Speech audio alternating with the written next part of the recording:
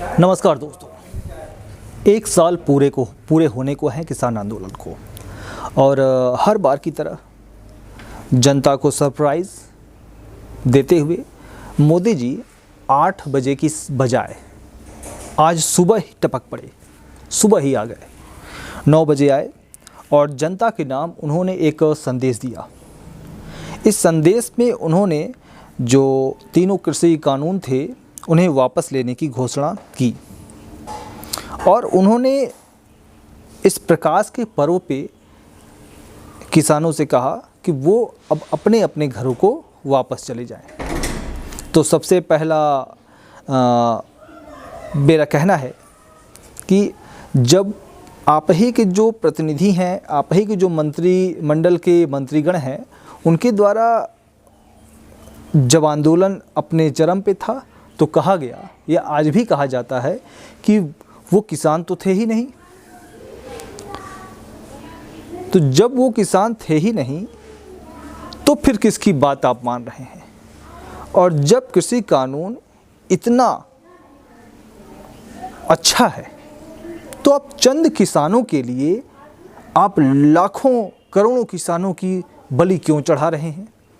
सबसे बड़ा मुद्दा तो ये है।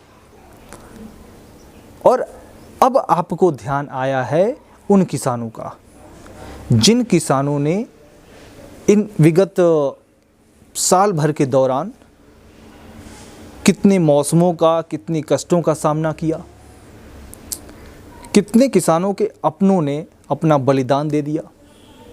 और आज आपको ये सूझ रहा है कि उन किसानों को ज़रूरत थी और हम उनको समझा नहीं पाए, इसलिए इस कृषि जो बिल है, कानून है, उसे हम वापस लेते हैं। ये बहुत ही बड़ी विडंबना है।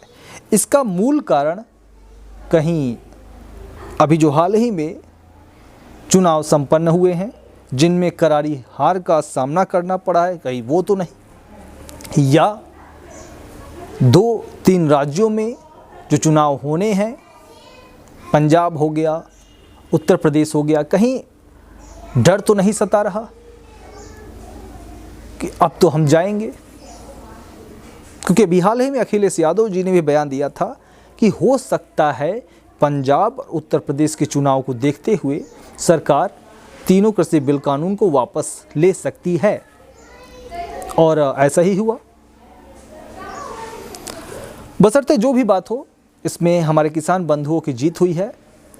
जीत थोड़ी अधूरी है, ये किसानों का कहना है। क्यों? क्योंकि उनका एक और मांग थी एमएसपी पे कानून लाने की।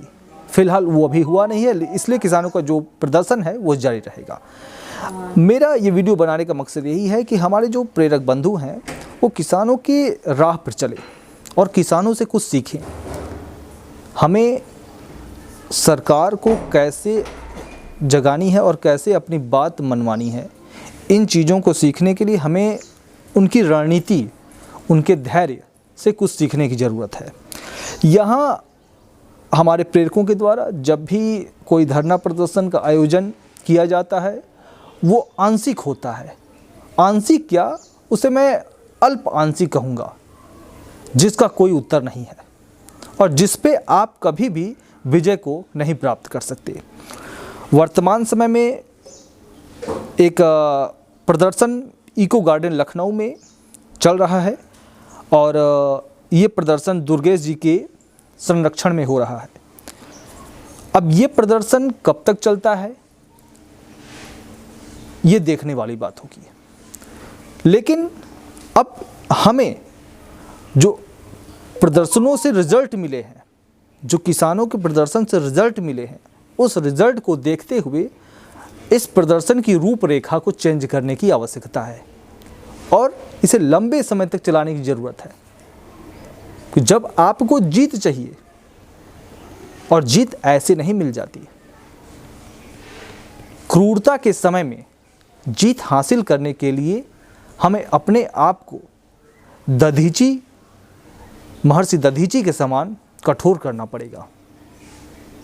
तभी जाके हमें आज़ादी मिलेगी, तभी आके हम अपने बकाए मानदेय, अपने नवीनीकरण को हासिल कर पाएंगे।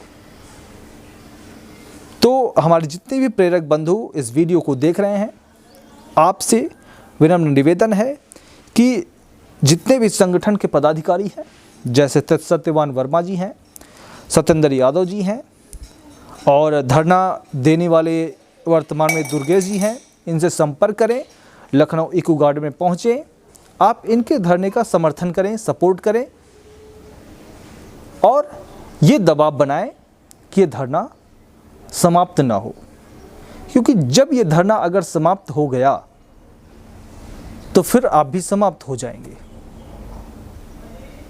तो आज के लिए बस इतना ही। अगर आपको यह वीडियो, हमारा विचार अच्छा लगा और चैनल को लाइक करें, शेयर करें, सब्सक्राइब करें, ताकि इस तरह की जो भी तथ्यात्मक खबरें हों हम आप तक लाने का पूरा प्रयास करें। इसी के साथ धन्यवाद, नमस्कार, जय हिंद, जय भारत।